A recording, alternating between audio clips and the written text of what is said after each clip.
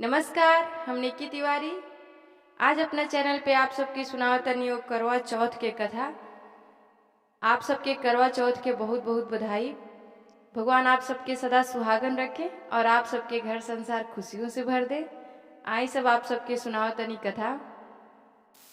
एक गांव में एक साहूकार रहते थे। उनके 7 बेटे थे और एक बेटी थी। एक दिन करवा चौथ का व्रत था और उनके 7 बहुएं और एक बेटी सबने मिलके करवा चौथ का व्रत रखा था। और वो सब मिलके चांद का इंतजार कर रही थी कि कब चांद निकले और उनका पूजा करके वो लोग अपना व्रत खोलेंगी। 7 भाई अपनी बहन को बहुत प्यार करते थे। तो रात को 7 भाई खाना खाने बैठे तो उनने अपनी बहन से कहा कि बहन तुम भी खाना खा लो। बहन बोली कि नहीं भैया, हमारा आज करवा चौथ का व्रत है तो हम पहले चांद देखेंगे, उसके बाद ही कुछ खाएंगे पिएंगे। तो भाई बोले कि अगर हमारी बहन नहीं खाएगी तो हम लोग कैसे खाना खाएंगे। तो वो लोग दूर पहाड़ी पे जाके और वहाँ सबसे ऊंची पहाड़ी पे थोड़ा सा आग जला दिए और आके अपने बहन से बोले कि बहन वो देखो चांद निकल गया, तुम उसकी पूजा करके और खाना खा लो। बहन ने देखा तो बहन ने चांद को देखा और उसकी पूजा करके और खाना खाने बैठ गई। उसने अपने भाभीयों से कहा कि भाभी आप लोग भी चांद का पूजा करके खाना खा लो। तो उसकी भाभियाँ बोली कि ननद जी अभी आपका चांद निकला है, हमारा चांद अभी नहीं निकला है। और ये कह के बहन खाना खाने बैठ गई।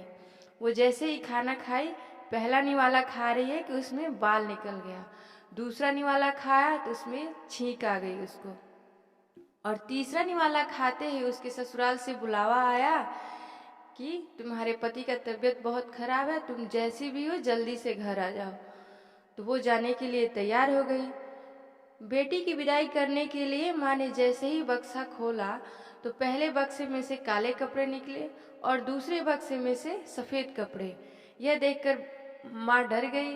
बेटी बोली माँ तुम रहने दो, मैं ऐसे ही चली जाती हूँ। तब माँ ने कहा, माँ का दिल बहुत घबरा रहा था तो वो बोली कि बेटी तुम जा रही हो, रास्ते में जितने भी छोटे बड़े लोग मिलेंगे सबको तुम पैर पड़ते जाना। तो वो बोली कि ठीक है। वो घर से निकल गई।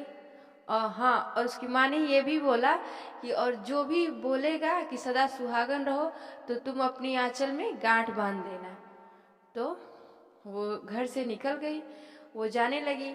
रास्ते में उसने जितने छोटे बड़े लोग मिले सबके पैर पड़ती गई।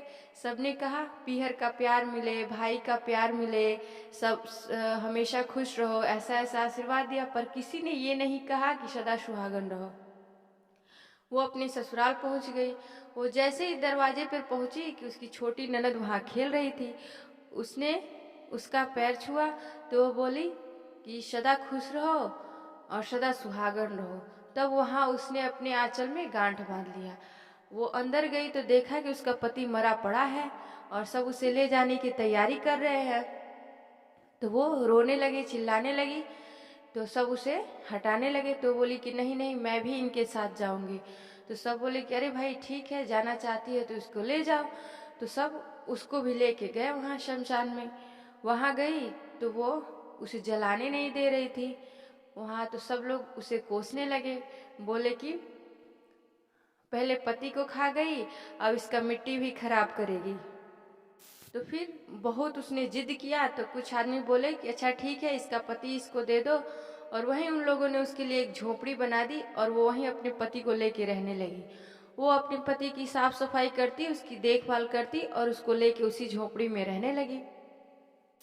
वो हर महीने के चौथ का व्रत करने लगी। हर महीने वो चौथ का व्रत करती, पूजा करती, और चौथ माता आती तो वो उनसे कहती कि माँ मेरा सुहाग लौटा दो। तो चौथ माता कहती कि हमसे बड़ी वाली चौथ माता आएंगी तो वो तुम्हारा सुहाग लौटाएंगी। फिर अश्विन के चौथ के दिन उसने व्रत रखा, पूजा किया। चौथ माता आई तो उनसे बोली कि माँ मेरा सुहाग मुझे लौटा दो। तो उनने कहा कि कार्तिक के चौथ के दिन चौथ माता आएंगी, तुम उनका पैर पकड़ लेना और उनसे तुम अपनी सुहाग की गुहार लगाना, वो तुम्हारा सुहाग लौटा देंगी।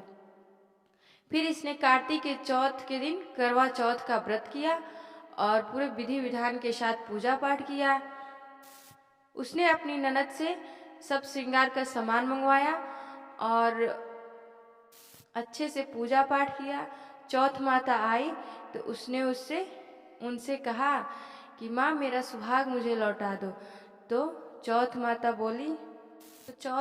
बोली कर बोले 7 भाइयों की बहन कर बोले, 7 भाइयों की दुलारी बहन कर बोले, दिन में चांद उगाने वाली कर बोले, घड़ी बुखारी कर बोले। तो उसने चौथ माता का पैर पकड़ लिया और रोने लगी और बोली, माँ मुझे मेरा पति वापस कर दो, मुझे मेरा सुहाग वापस कर दो। तब चौथ माता ने अपने हाथों से मेहंदी उतार के उसको दिया, अपनी मांग का सिंदूर दिया और अपने माथे से बिंदिया दी और उसको 16 श्रृंगार दिया। तभी उसका पति जिंदा हो गया और जाते जाते उसकी झोपड़ी पे एक लात मार गई, जिससे उसका झोपड़ी एक सोने का महल हो गया। फिर शाम को उसकी ननद खाना लेके आई तो उसने देखा कि यहाँ तो भाभी का झोपड़ी हुआ करता था, आज तो यहाँ है ही नहीं। जब उसने ननद को देखा तो वो दौड़ी हुई उधर से आई और उससे बोली कि ननद रानी देखो, मैंने आपके भाई जिंदा हो गए हैं। तो उसने देखा और वो बोली कि जाके माँ से बोलो कि वो हमें गाजे बाजे के साथ लेके जाएंगी। वो ननद दौड़ी दौड़ी घर गई और माँ से बोले कि माँ भैया जिंदा हो गए हैं। तो वो बोली कि अपनी भाभी की तरह तू भी पागल हो गई है, 1 साल के बाद कोई जिंदा होता है। तो वो बोली कि हाँ माँ, मैंने अपने आँखों से देखा है, भैया जिंदा हो गए हैं और भाभी ने कहा है कि गाजे बाजे के साथ वो आके हमें ले जाए। फिर वो गाजे बाजे के साथ उसकी सास सब लोग गए उसको लेने। तो सास ने बहू का पैर छूने लगी और बहू सास का।